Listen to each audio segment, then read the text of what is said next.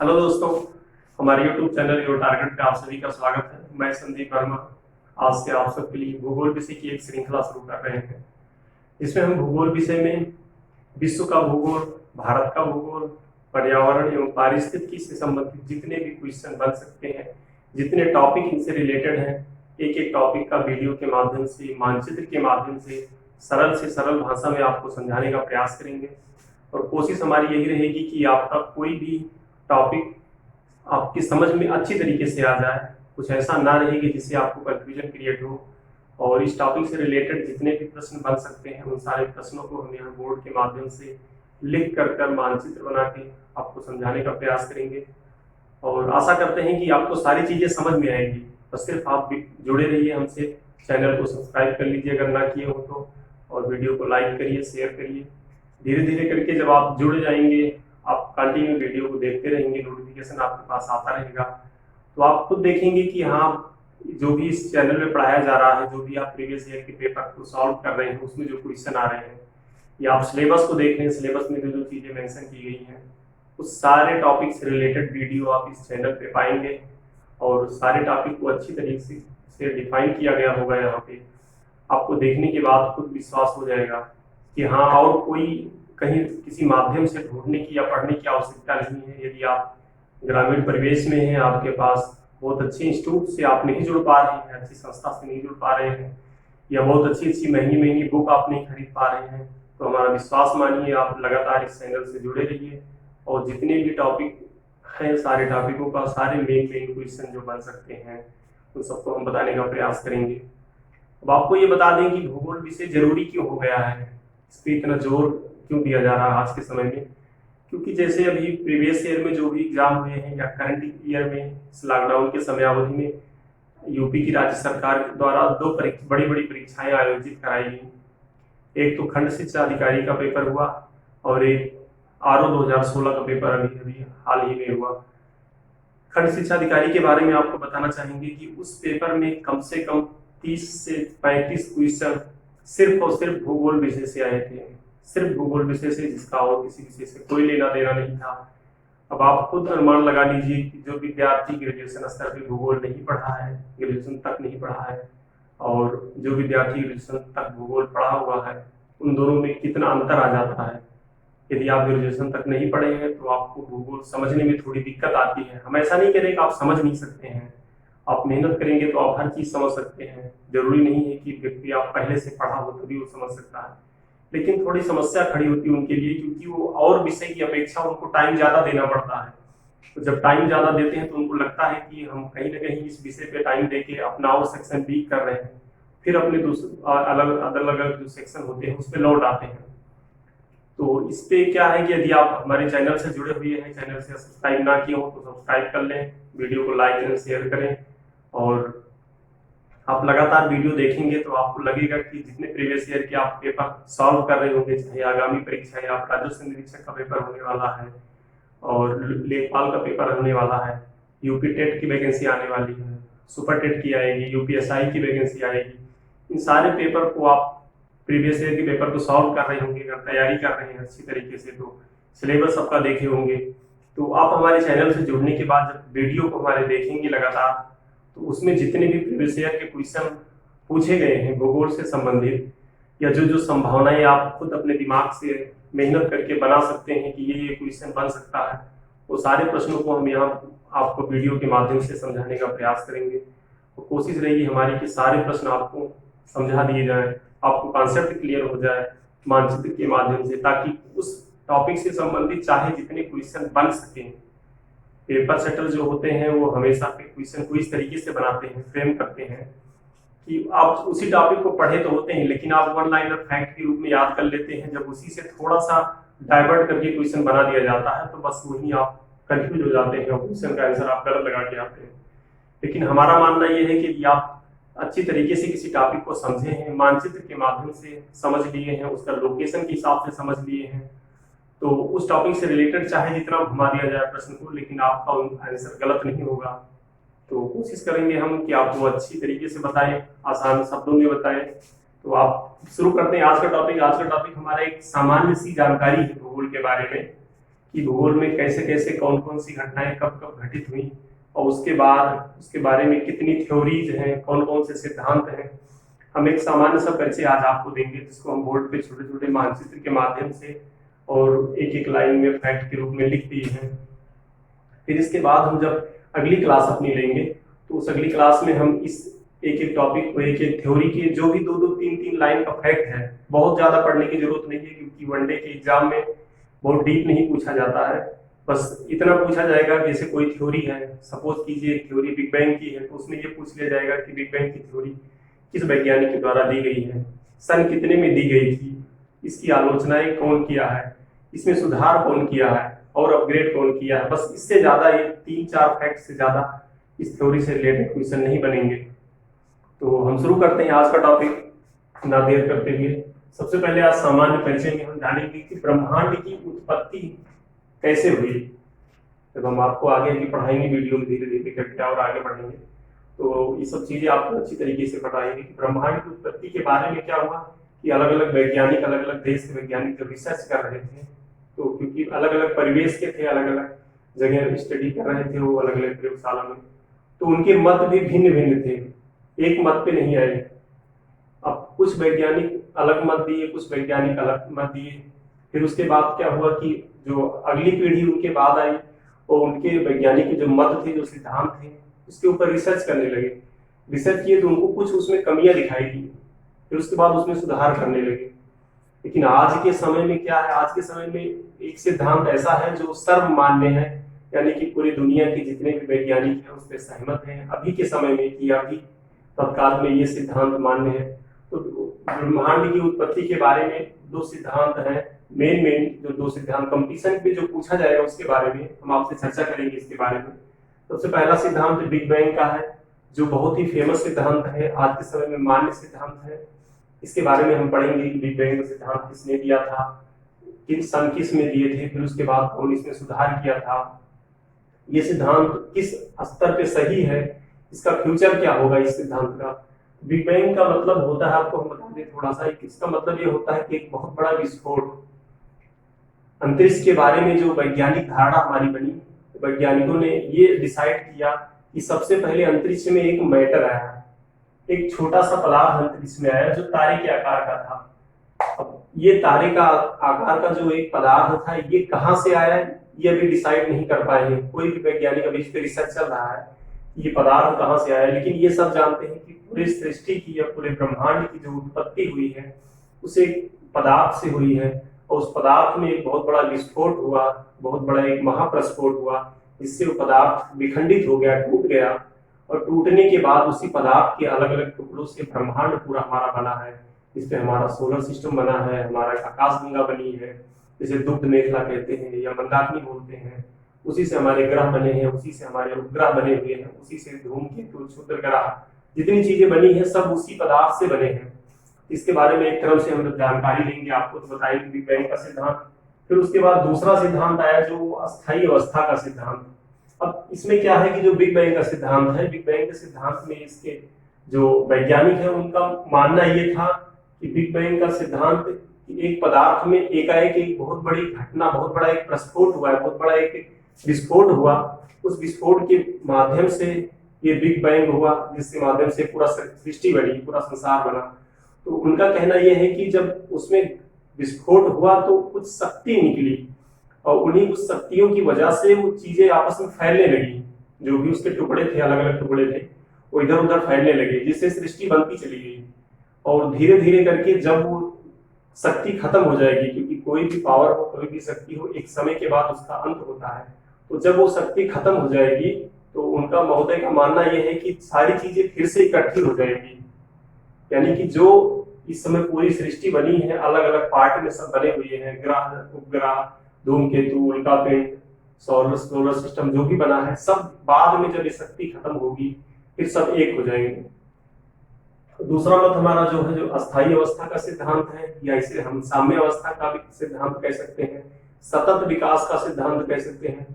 इसके मानने वाले जो वैज्ञानिक हैं उनका कहना यह है कि ऐसा कुछ नहीं होगा, ये सृष्टि का निर्माण जब बिग बैंग होने के बाद, या सृष्टि का निर्माण एक सतत रूप में चलता रहेगा, इनका कहना यह है कि धीरे धीरे ये ऐसे सतत एक साम्य अवस्था में बना रहेगा, इसमें विकास होता रहेगा और भी पदार्थ इसमें जुड़ते रहेंगे, अलग अलग तरीके के तारे, उपग्रह, ग्रह, सब चीजें इसमें और बढ़ते रहेंगे लोग। और क्या है कि ये कभी अंत नहीं होगा इसका। फिर इसके बाद जब हम ये चीज पढ़ लेंगे, इसके बाद हम पढ़ेंगे हमारी आकाश गंगा के बारे में। हम आपको बताना चाहेंगे कि जब बिग बैंग हो गया एक तारे के माध्यम से, और उसके बाद एक बहुत बड़ा विस्फोट हुआ। विस्फोट होने के बाद उसके जो छोटे छोटे पदार्थ थे वो तारे के रूप में अलग हुए। तो जब अलग हुए तो वो एक बंच में, एक गुच्छे में कर करके, मतलब समूह में, तारों के समूह में वो एंटी क्लॉकवाइज घूमने लगे। एंटी क्लॉकवाइज ऐसे घूमने लगे वो। अब क्या है इसमें, जो ये सर्किल में घूम रहे हैं तारे के समूह, इन्हीं को जो है आकाश गंगा कहा जाता है। और इसी में से एक हमारी आकाश गंगा है जिसका नाम मंदाकिनी है। मंदाकिनी जिसे हम अलग अलग नाम से जानते हैं, आकाश, या फिर इसे हम दुग्ध मेखला कहते हैं। हम इसके बारे में अध्ययन करेंगे, इसके बारे में अच्छे से जानेंगे कि हमारी आकाश गंगा या हमारी जो मंदाकिनी है ये कहाँ पे स्थित है, किस गैलेक्सी में स्थित है, और उस गैलेक्सी में हमारी पड़ोसी और जो आकाश गंगाएं हैं कौन कौन सी हैं, उसके बारे में हम जानकारी लेंगे। फिर इसके बाद हम पढ़ेंगे एक तारे का जीवन के बारे में, कि तारा कैसे होता है, उसका जीवन काल क्या होता है।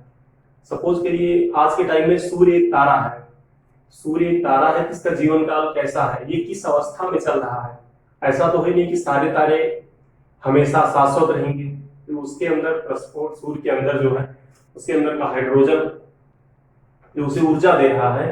तो इसके बारे में बताना चाहेंगे कि जो एक हमारी गैलेक्सी है या ये जो आकाशगंगा है, इस गैलेक्सी के बाहरी किनारे पे तारे का जन्म होता है, विकास होता है। ये एंटी क्लॉकवाइज घूम रही है गैलेक्सी।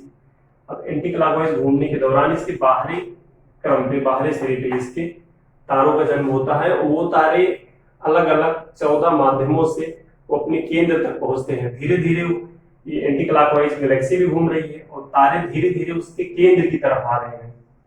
अब केंद्र की तरफ आते आते जो है वो अंतिम में पहले किनारे की तरफ घूम रहे हैं, फिर उसके बाद और अंदर आएंगे, फिर एक लाल दानव तारे के रूप में बदल जाएंगे, इसे सुपरनोवा की स्थिति कहते हैं। फिर उसके बाद सफेद तारे के रूप में बदल जाएंगे। फिर लास्ट में जब ये सेंटर पे पहुंचेंगे, अपने सेंटर पे पहुंच के ये ब्लैक होल में लुप्त हो जाएंगे। इनके अंदर का प्रकाश खत्म हो जाएगा, ब्लैक होल में ये लुप्त हो जाएंगे। इसके बारे में हम पढ़ेंगे, तारे के जीवन के बारे में। तो जब ये जान लेंगे, फिर इसके बाद अगला टॉपिक हम क्या जानेंगे, सौर मंडल की उत्पत्ति कैसे हुई।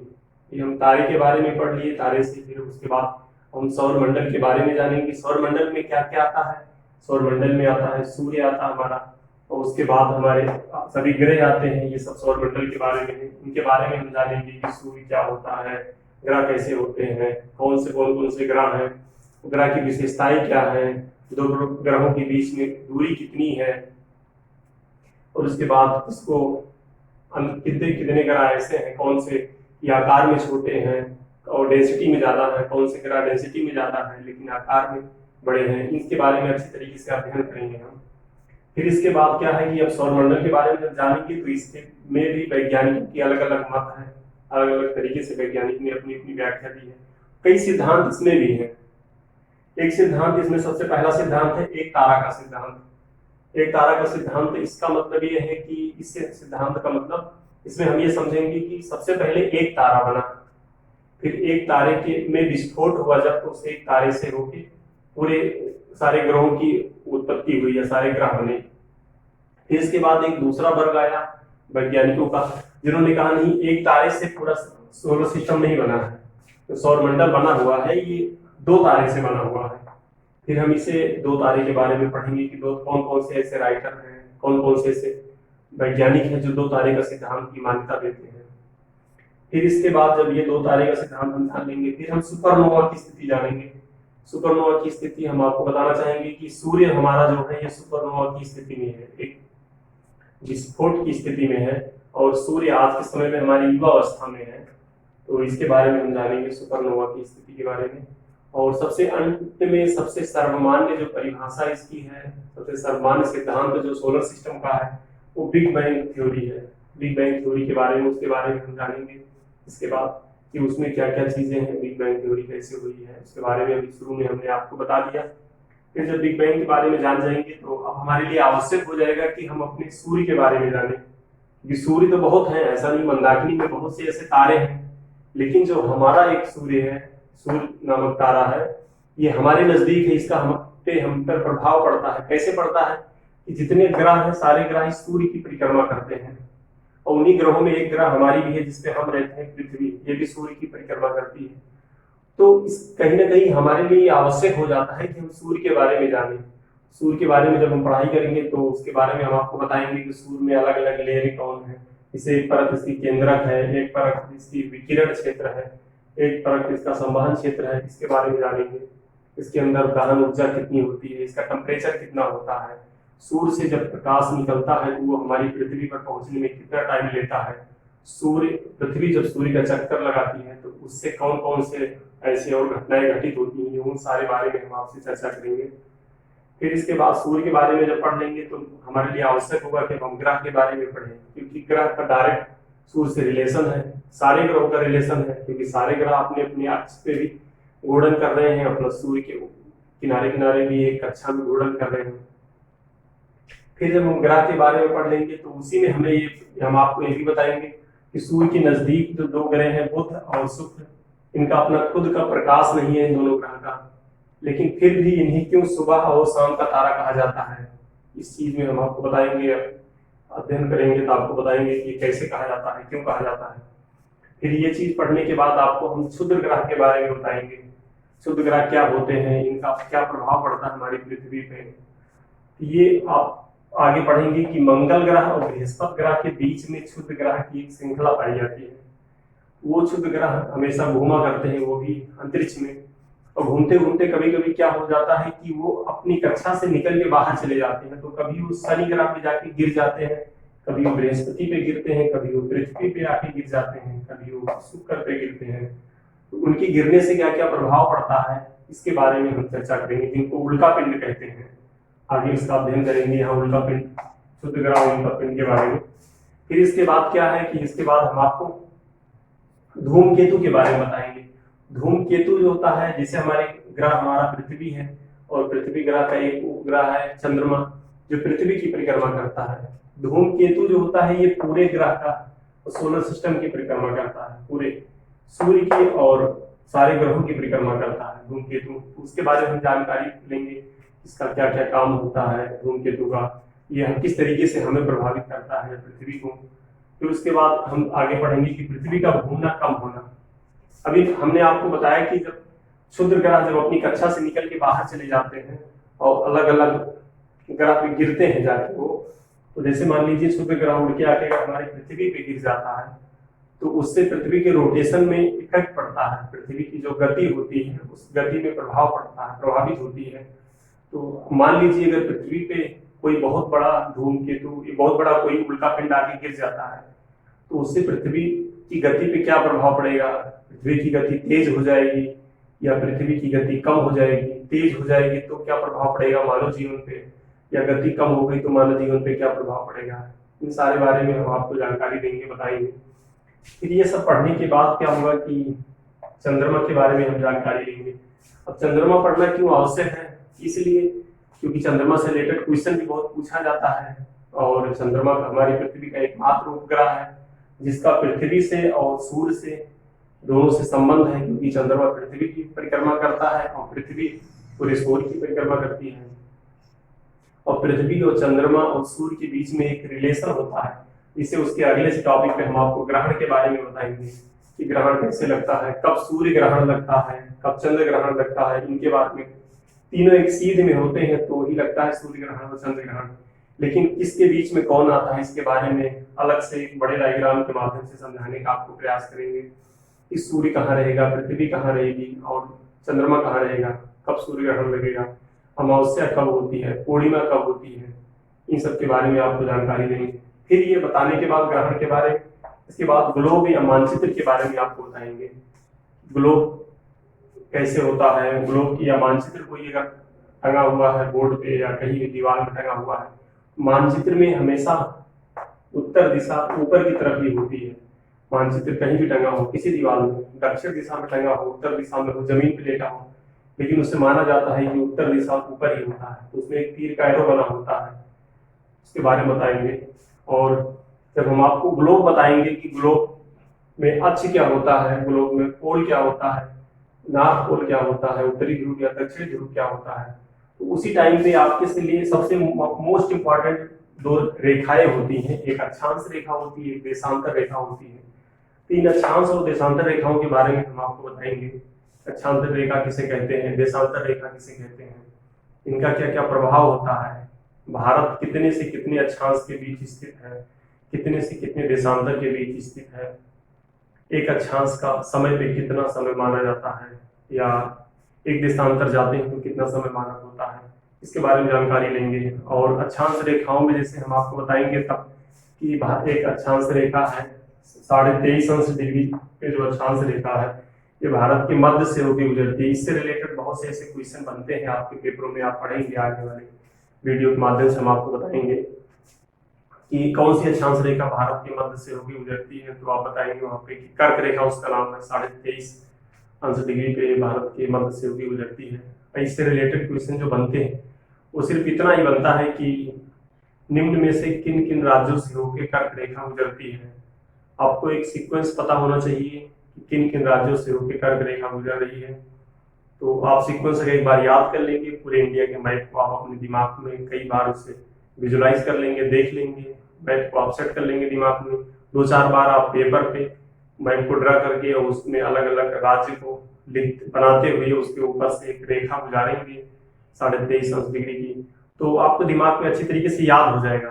फिर कभी भी एग्जाम में चाहे वो कूट में देके पूछ ले 1 2 3 4 करके, या वो 1 2 3 4 करके ऑप्शन में देके पूछ ले, आपको विदिन 1 सेकंड आप उसका आंसर तुरंत टिक कर देंगे और श्योरिटी के साथ सही करेंगे, वो क्वेश्चन आपका गलत नहीं होगा। और इसके बाद हम आपको बताएंगे कि अक्षांश रेखाओं का पृथ्वी पे क्या प्रभाव पड़ता है, देशांतर का क्या पड़ता है। अक्षांश रेखाओं के द्वारा हम जलवायु कटिबंध का निर्धारण करते हैं और देशांतर रेखाओं के द्वारा टाइम जोन निर्धारण करते हैं। तो इसके बारे में हम जानेंगे कि अक्षांश रेखाएं टोटल कितनी अक्षांश रेखाएं हैं, टोटल कितनी देशांतर रेखाएं हैं। और कुछ एक क्वेश्चन अभी जल्दी के टाइम में अभी यूपीपीसीएस के एग्जाम के इंटरव्यू हुआ अभी 2019 का, उसमें एक क्वेश्चन पूछा गया था कि अक्षांश रेखा जो जलवायु कटिबंध का निर्धारण करती है और देशांतर रेखा जो टाइम जोन का निर्धारण करती है, दोनों अलग अलग चीजें हैं। लेकिन आप कोई एक ऐसा उदाहरण बताइए कि जहां अक्षांश रेखा और देशांतर रेखाएं दोनों रेखाएं निर्धारित करती हो, कोई ऐसा एग्जाम्पल देके बताइए। तो इसके बारे में हम आपको बताएंगे ऐसा क्या है, कौन से ऐसा कौन सा स्थान है, या ऐसे किस जगह ये दोनों रेखाएं एक साथ काम करती हैं। और उसके बाद जब आप धूमकेतु पढ़ेंगे, क्षुद्र ग्रह पढ़ेंगे, तो उल्का पिंड पढ़ेंगे। उल्का पिंड के बाद आपको हमने बताया भी उसमें हम क्या क्या बताएंगे। तो उल्का पिंड जब पृथ्वी पे गिर जाता है, गिरने के बाद पृथ्वी पे गड्ढे बन जाते हैं, बाद में उसमें बारिश होता है, जब पानी भर जाता है तो एक झील नुमा ले लेता है। हम आपसे कमेंट के माध्यम से जानना चाहते हैं, आप कमेंट में बताइए कि भारत में ऐसी कौन सी झील है जो उल्का पिंड के गिरने से बनी हुई है, और उसमें कमेंट बॉक्स में आप अपना आंसर दीजिएगा, हम देखते हैं कि कौन कौन सही बताता है। ये सब सारी जानकारी बता देंगे। अब ये बताने के बाद फिर उसके बाद अलग अलग आपके टॉपिक स्टार्ट होंगे, जैसे आपको पर्वतों के बारे में पढ़ाया जाएगा, आपको पठार के बारे में पढ़ाया जाएगा, मैदान के बारे में पढ़ाया जाएगा, नदियों के बारे में आपको बताया जाएगा, सेक्शन वाइज बांट के।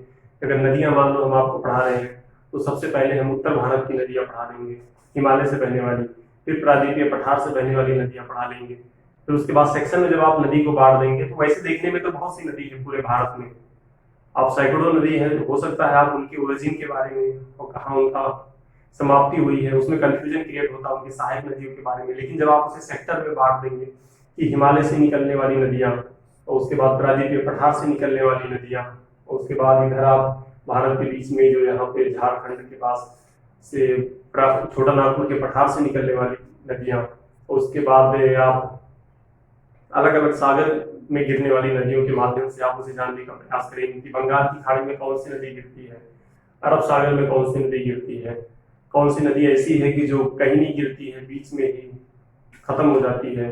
तो इन सब के बारे में हम बताएंगे। फिर उसके बाद नदी पढ़ लेंगे, पहाड़ पढ़ लेंगे, पर्वत पढ़ लेंगे। तो उसके बाद आप दर्रा, जैसे है दर्रा आपको बता दिया जाएगा।